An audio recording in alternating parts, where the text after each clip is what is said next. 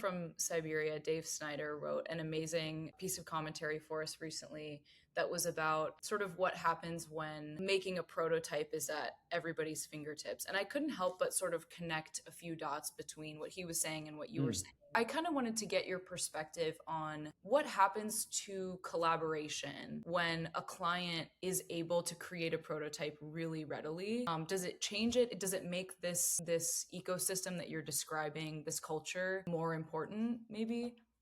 Yeah, 'cause I mean, I think we're talking about the same thing, which is Right. intentional friction. If you can go from I have a great idea to like here it is, it's working, it's beautiful, isn't this great? Like let's move forward.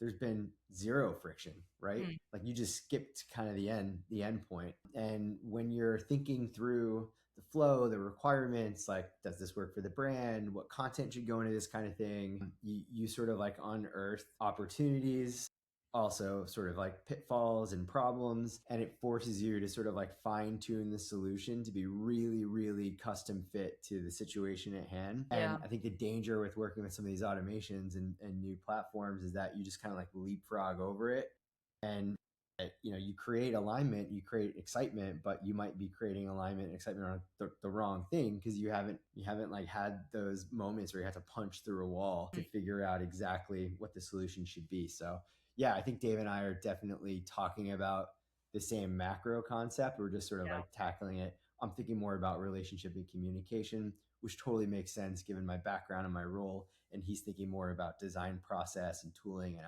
Right. outputs. But we're sort of like wrestling with the same concept. Yeah. What I took away from both of your perspectives is that there's some amount of hope in the essential nature for designers, despite the fact that the tools that are becoming more readily available are changing, you know? Hmm. Yeah. Yeah, I mean, I've been very optimistic about sort of all this stuff. I think that the role of design, or even like the role of strategy or product, it's not been diminished at all. The toolkit, the workflow, the process are sort of like evolving, sort Mm, of in the same way that if you think about it, the pandemic kind of got everybody really comfortable with remote collaboration, and mhm, that is the removal of friction as well. You used to have to show up to a meeting and like print out a presentation and pin it up on the wall, and like mm, that, those were friction points that made you work through problems. And now you just sort of shoot a link over and AI took notes for you, and you have your next steps and action points. So these are all just different dynamics, and they're different problems to solve. And that's what design is.